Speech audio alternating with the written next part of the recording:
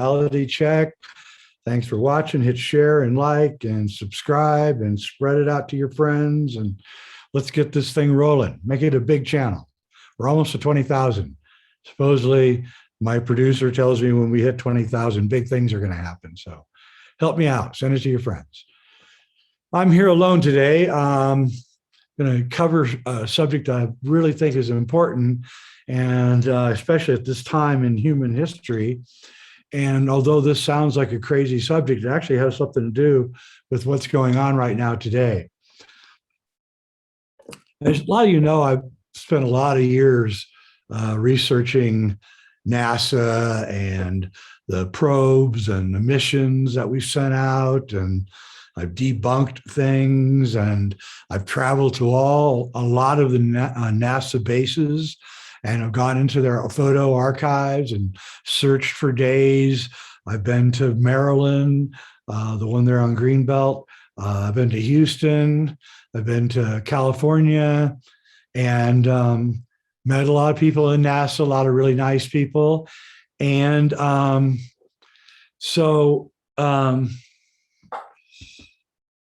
what I have found through all of my work is that that there are things out there that are inexplicable, and I'm going to show you some of them. First, we're going to talk about a guy named Kardashev. He was a Russian astrophysicist, and he came up with civilization scales.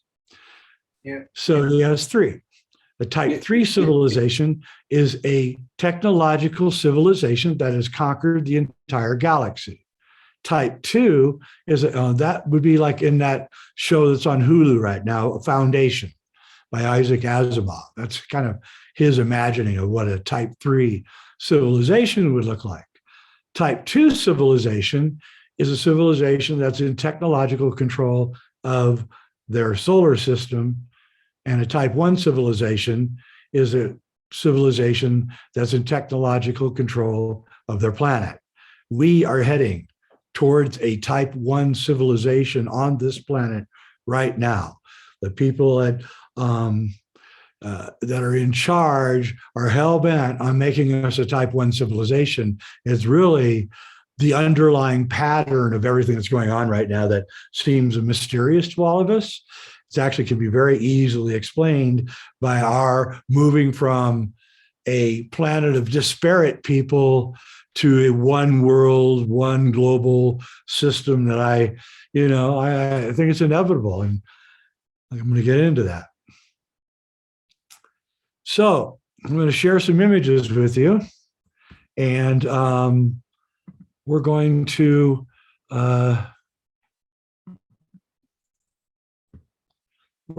talk about them. This is from a guy, this is from the Magellan probe. This guy here is the guy that did the research. The Magellan probe left Earth in the late 1980s, and it went around Venus, and it orbited Venus, and it shot radar down to the surface. It bounced back because Venus is cloud covered. You can't see the surface with the naked eye. So NASA brilliantly put this probe there, and they mapped the entire planet.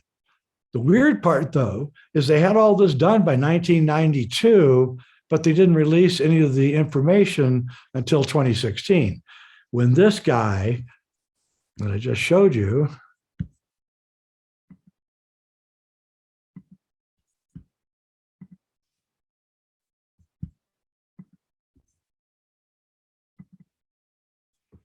this guy here, Mundo Descancanta, I can't say it, but this is this guy here. He doesn't tell us his real name, but he did get a hold of the Magellan images and began looking at them. This is the first one. You notice there's a square little structure with a center in this, a hole in the center. I'm going to kind of just cut through these real fast. Here is a square with a little building in it. If you remember, there was this guy, I forget his name now. He came to the Pentagon, another one with the square with the little building in it. He came to the Pentagon in the 1950s and said he was from Venus. Thor, I forget his name. See these straight lines? Remember, nature doesn't have straight lines. So when you see straight lines like that, you've got to be a little bit concerned. And he said that he was from Venus. And of course, everybody laughed because Venus is not supposed to have any habitation because it's supposed to be really hot. But here we see lots of evidence. Look at these straight lines. This just cannot be. I mean, some people say that that's image artifacting, and he might be right. Again, look at all these straight lines. You can actually see little towers and stuff. And remember, NASA's probably blurring a lot of this out. That's why they kept it for what, from 1992 to 2016. Again, more straight lines and strange looking artifacts. This is a three-dimensional, this guy, he built a three-dimensional computer artifact of these. That's what these are here. So you can see there's all these odd straight lines and odd edges that shouldn't be. Again, here's more of those things, which I know some people say, oh, it's artifacts, image artifacts, and they may be. Here's the famous H-shaped building on Venus. This is the three-dimensional computer built that he made. And you can see it looks just like the letter H. This is, of course, the famous image that about 2 weeks after this guy released all this, we were shooting a cosmic disclosure. And that was the episode just 2 weeks after this came out that Corey Goode claims that he went on a spaceship and went to the H-shaped building on Venus, to which I had already seen this research. And I kind of called him out on his BS because it was clear he was taking the stuff from this work. Again, odd reflections and looks like a road almost here. And again, NASA's blurring this out. So we're going to get to other planets. Venus is never really been discussed in any forum. And I hope that some of you guys will actually get the NASA Magellan map and do this work for yourselves. Again, see the square? It looks like a building, all sorts of straight edges, which don't exist in nature. We'll be done here with Venus soon. We'll be getting on. This is one of his computer computer modeling of this outcropping, which looks like a big U.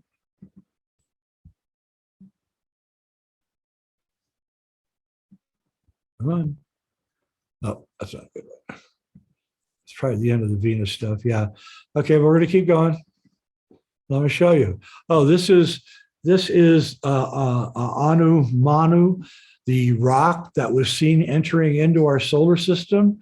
Part of my thesis states that this type 2 civilization that we're sharing our solar system with does not use Star Trek sleek high technology. They use hollowed out asteroids and rocks. It's much cheaper to build giant ships that way because the rock itself protects you from dangerous radiation.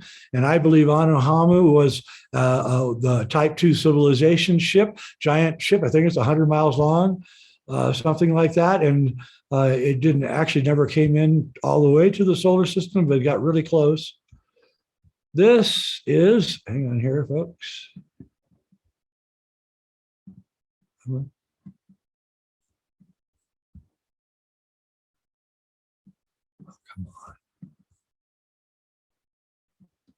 on.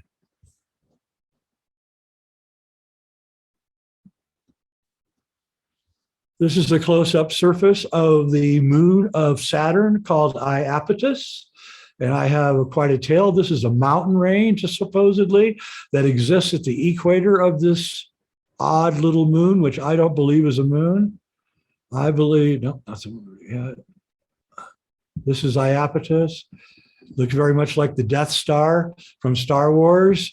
If you look, you can see this is the mountain range that goes down the spine. You can actually see that it doesn't have round edges. It's got straight lines. And Richard Hoagland the researcher Richard Hoagland has pointed out that Iapetus has, this is it again from the side. You can see it more like the Death Star here than ever. Here's the mountain range. It goes down the center. See, I think that this is an artificial planet or an artificial something. And I think it's part of their, I want to show you that one. Hang on. Now we're going to get it. Okay, now we're on the moon. You see this little building on the moon in the crater, and there's a shadow of it.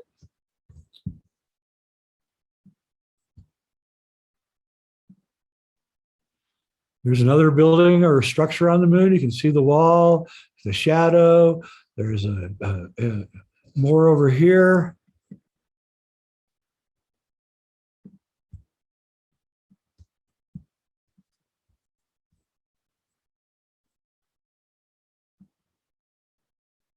This is the base that is underwater. This is from Google Earth. This is the base under Malibu. It's right under Malibu, California. These are clearly entrances to get in. Type 2 civilization lives here on Earth too. We are its farm, you might say, and they live under the sea. But they also visit us in the cities and stuff. This is what is called the Great Wall. This is down underneath the ocean, about 10,000 feet. This is all off of Google Earth. Oh, this is the famous Zon photo the Russians took of the moon. This is a tower or something, and you have to understand something important about the moon is the moon is constantly being bombarded by micrometeorites. And so what happens is nothing can really stand up like this. It will eventually be battered down by the constant raining down of micrometeorites. And that's why the moon looks so, there's another view of it. I put a reverse contrast of this tower that's on the moon. This is, you can see it looks like something, a ship or something sitting here. And then we've got these obviously blurred out. NASA's obviously blurred all this out so we can't see what it is. There are people that can de-blur these things, by the way, now. This is a pyramid on the moon. Look at this. This is a multi-pyramid, has the walls here and here. Then it's got another pyramid or something, and then another pyramid on top. It's got angled ramps.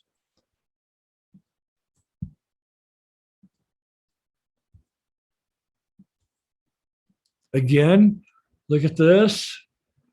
Clearly structures everywhere. This is blown up from here. See, more structures all over the moon. The moon, I think, is artificial.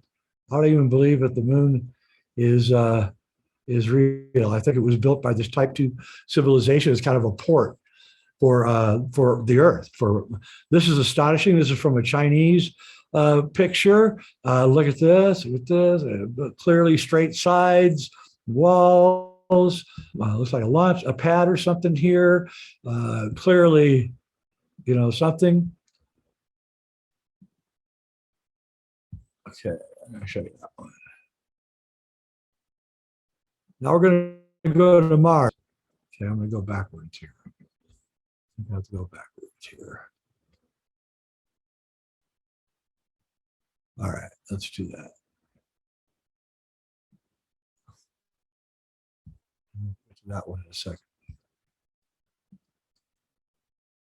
All right, so Joseph Skipper is a great researcher. He's now deceased. He got an email, an anonymous email from somebody in the European Space Agency. And on this email, there was a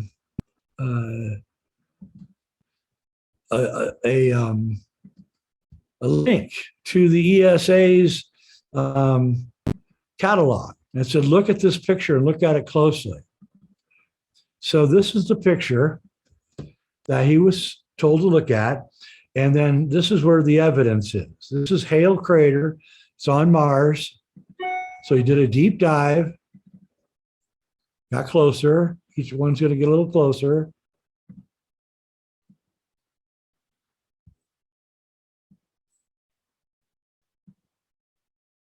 I took double of these. And as he gets closer, he begins to see something. I slightly scrambled these up. He begins to see this. All right, now I'm saying that this is some kind of blurring that NASA put over, or the ESA put over this. But look, you can see artifacts all over the place. You can see what look like farms and building structures here, and more here. But I'll show you more. This is Hale Crater Civilization. There's another shot. Again, you can see artifacts all through this. This is on Mars. This was taken about 10 years ago. Now we're diving in even closer. You can see all the artifacts. It looks like buildings. It looks like farms.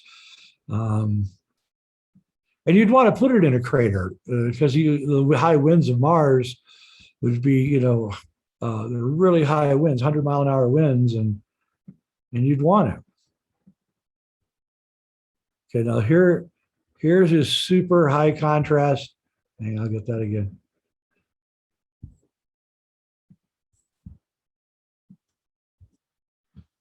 There's a super high contrast view of it. You can see he kind of made it black. You can see the buildings here. You can see buildings here and here. They're casting shadows too. It's not like they're not casting shadow. In fact, let's see if I can get one even closer.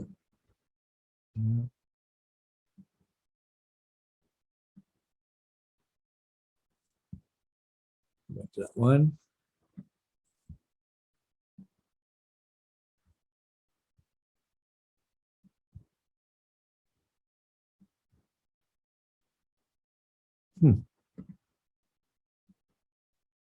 There we are. This one is amazing. And what you can see, if you look really close, I think I have the shot, so let me try to find it. Yeah. There you go. There you go. A city on Mars taken by the European Space Agency. Look at this. Look at right here. There's these things that are poking out from the building. And if you look here, you can see the shadows of them.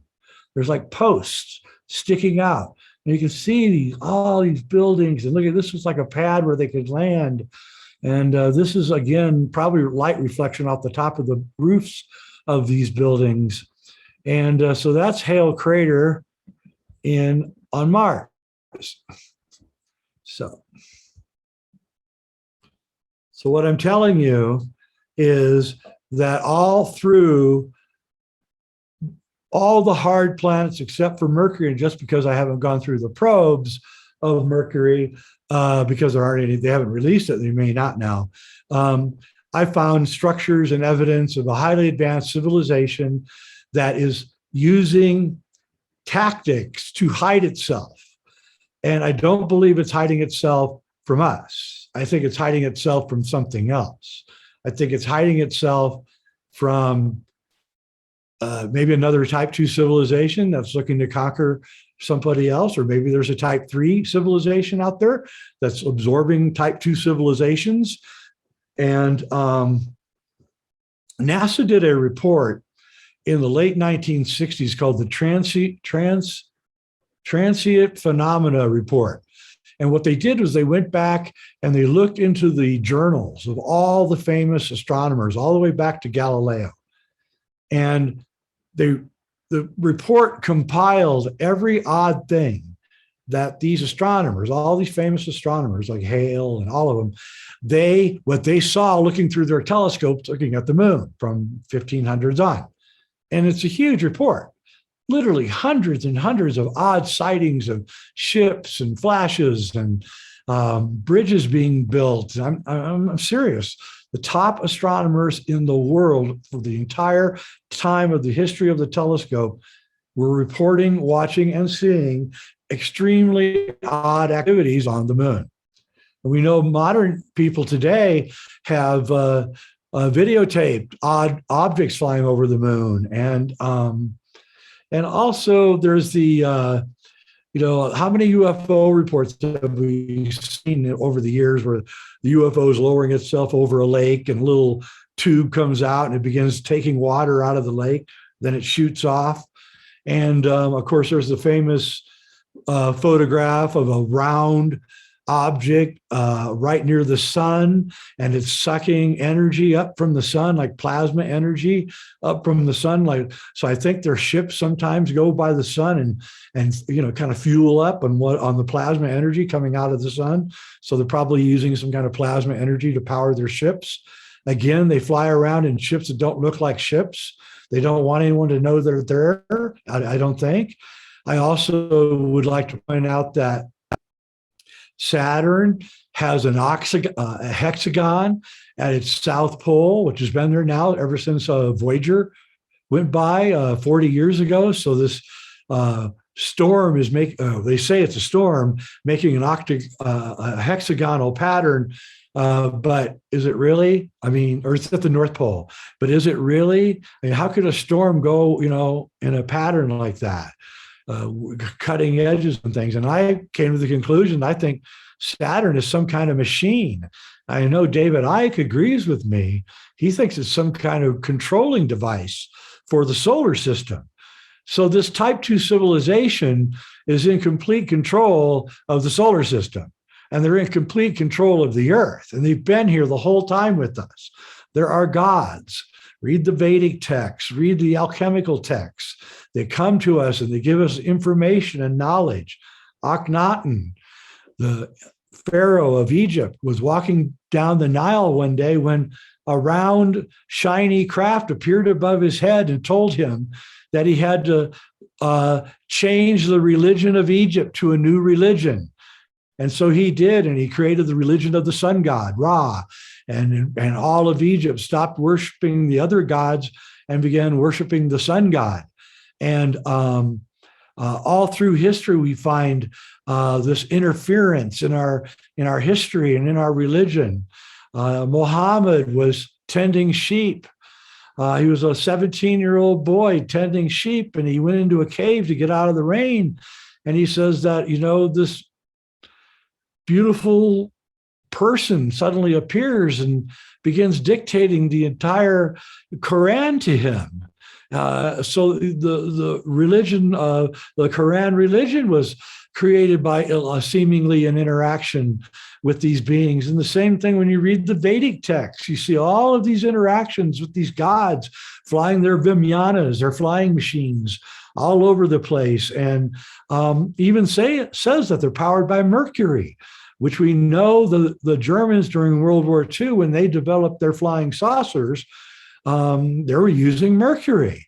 So it's very likely that the Germans had gone into Vedic history and looked at, or were they given the technology by the type 2 civilization?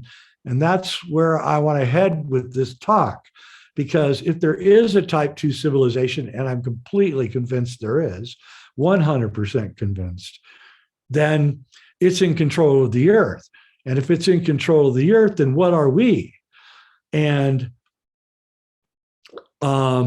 will we be let into the type 2 civilization? And my answer is yes. What's about to happen here on Earth, and this is what's been going on for the last 2 years and really the last 70 years, is that the type 2 civilization, through movies and TV and books, science fiction, has been getting us mentally ready to join the larger civilization.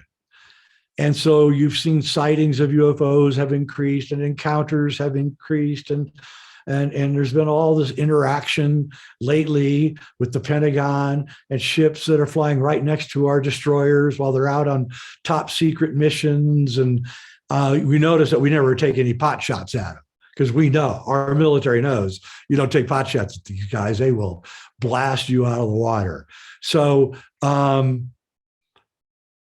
think that they're using all of these things that have been going on lately as a way to move us from a disparate world full of disorganized countries into a global civilization that will be wired together. The technological control of the planet Earth will be complete.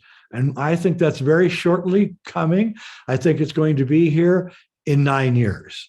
I think 2030 is the year that this will be completed. And you're going to see one astonishing change after another over that period of time. Now, here's the interesting part, if that wasn't interesting enough. When we become a type 1 civilization, then we're immediately going to join the type 2 civilization. So they're really ramping up the speed on this thing, folks. So that the leaders of our planet have been given orders by the type 2 civilization leaders that we have to move into the type 1 civilization very quickly. And then when that happens, and that's going to be very quickly coming honest, we're in it right now, we're then going to be taken into the type 2 civilization. We're going to have space flight. We're going to be able to go from planet to planet like they do. Their secrecy to us will be open with no more secrets. I have a person that's high up in intelligence, and he has said that they're going to introduce the alien, and we shouldn't really call him alien. The type 2 person is going to be introduced to us here very soon, and it's going to be quite a shock to the system, but we'll recover, and then we will super advance, is what I'm saying. I'm saying that in 15 years from now, we will be part of this type 2 solar system, all-wide solar system civilization. We will have zero-G craft. We will have free energy. All of this stuff is already there. They're just doing it slowly. And I'll tell you what I think. I think because they have a lot of their compounds and their headquarters down under the water, under the oceans, I think that Fukushima in 2011, just 10 and a half years ago, may have been the thing that set them off. When they saw the rising radiation levels in the oceans, I think they realized that the people that they had left here to manage this place were doing a terrible job, building a nuclear reactor right on the edge of a cliff overlooking a place where tsunamis hit every 5 to 10 years was pretty dang dumb. So I think that they decided to take a firmer control of their farm and to replace the managers with new managers. And so the old managers, which would be the old guard families, the Rockefellers, the Rothschilds, all the old families that ran the world, the French family that ran China for 1,000 years. I can't remember their name right now. The Sassoons. They're the ones who ran China. Or run China. So they got kicked out in a way. And they no longer have power. And a new breed of people has taken over, and you've probably noticed it. They're younger. They're the Zuckerbergs. They're the Gates. They're a new breed coming in. I mean, the guy that runs Google is 35 years old. I mean, there's something happening. They're replacing all of the old guard with new managers because the new managers are going to be more open to what's about to happen. So the technocrats, and that's what these people are, they're technocrats, have taken over the reins of power over the entire planet. And that is as it should be if we were turning into a type 1 civilization.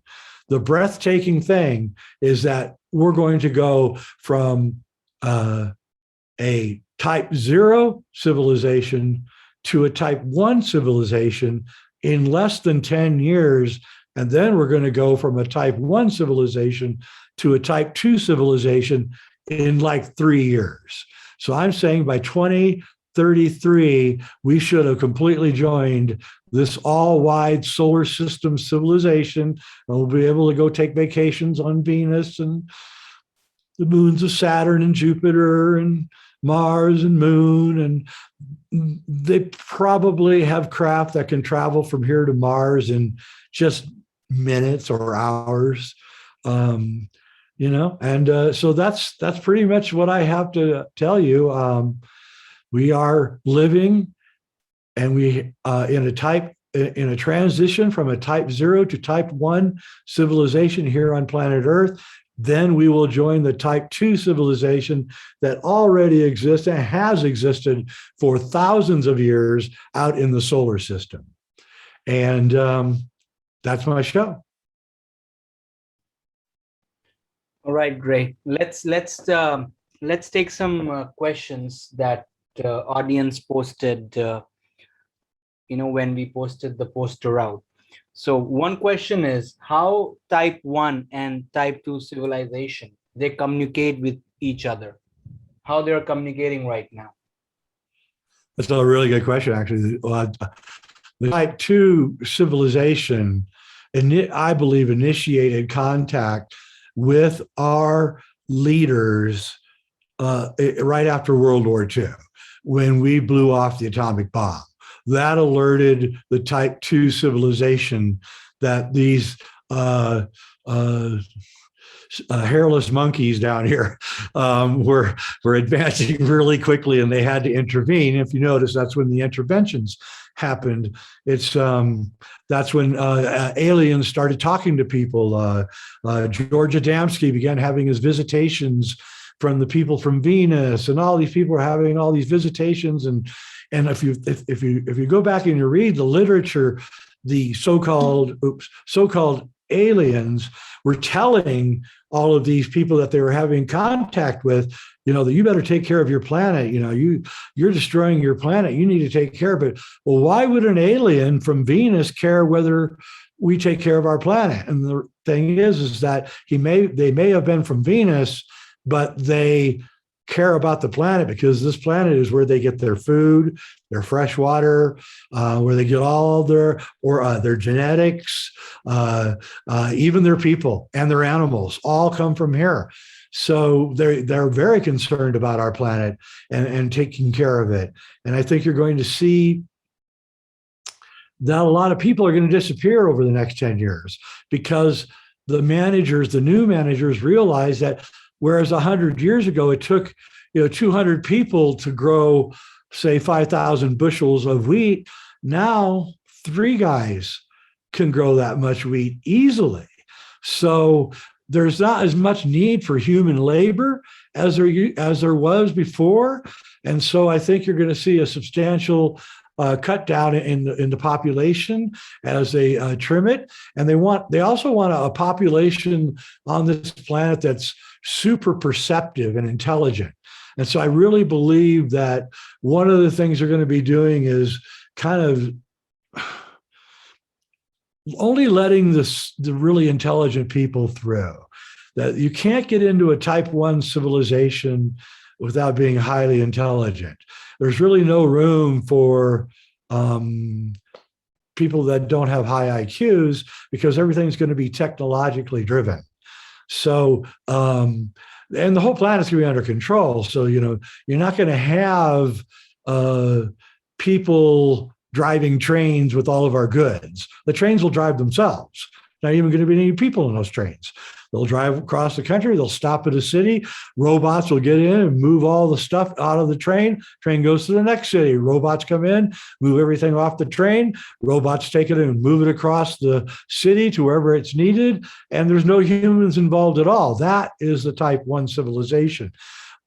The type 1 civilization says that we should be left to create, to engineer, to make a better world, not to do menial labor. And right now in the United States, nobody wants to work. The COVID came in and everybody got shut down, and now we can't get anybody to go back to work. And I believe that's part of it. That's part of the psychology that they're getting us ready for as we advance into this next phase, which is going to happen at lightning speed. Okay. Thanks, Jay. Another question which is there, and I think that's the most asked question. Is there a secret base on the dark side of the moon, and that's why they are building all these rockets which can travel and just come back in one go?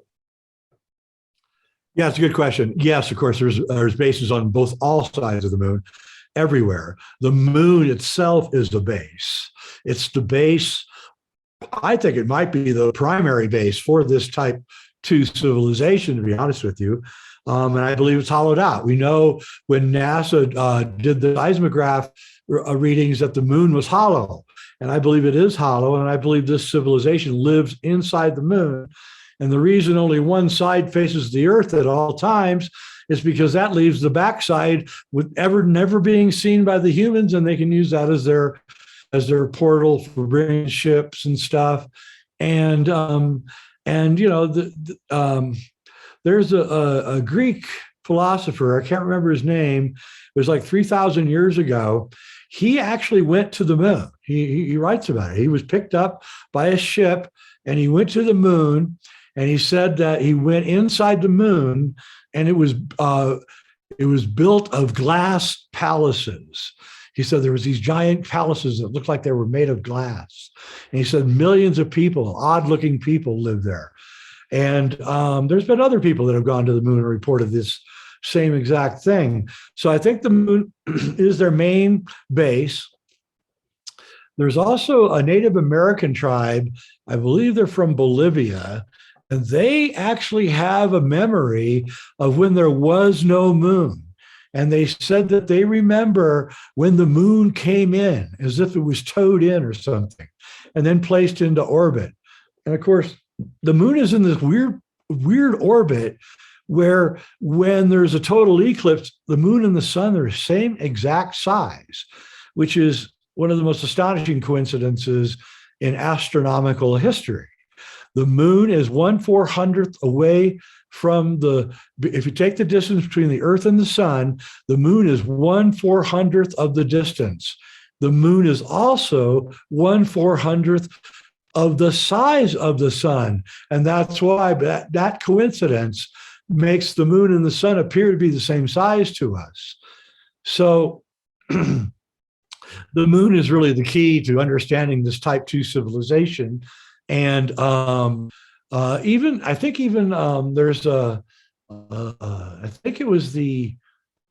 it could have been the Sumerians, I think, who said that the watchers, that these are the beings that watch us, that the watchers live on the moon. Also, the Druids from Ireland, they had a myth that the moon was Noah's Ark and that it was made out of glass, and that it came here with all the genetic material used to create life here on Earth. The last thing I want to say about the moon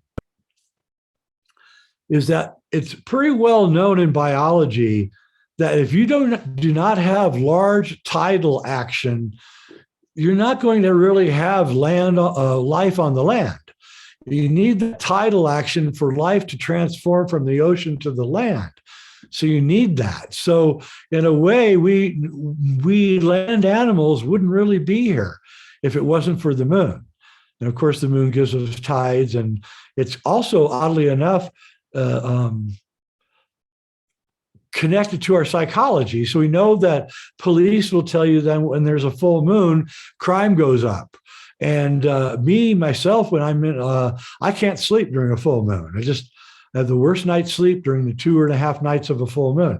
So there is something odd about the moon and our psychology. And so that's my thing about the moon. Okay, great then. So we're almost top of the hour here. Any last piece of information, Jay, that we wanted to give to our audience? And let's just tell about our future plans. There's some exciting things that we are coming up with. Yeah. So I'm going to do a series of shows here coming up that are going to be really interesting. We're also going to do a musical concert. A very good friend of mine who's just absolutely one of the most talented people you'll ever hear. And I really don't have any more to say about the type 2, type 1 civilization. I do recommend you watch Foundation, Isaac Asimov's TV series, It's really good if you want to see how a type 3 civilization would work. And so I'm done. My name is Jay Weidner. This is Reality Check. Thank you for watching. Hit subscribe and like and bell, and I will be back. Thank you.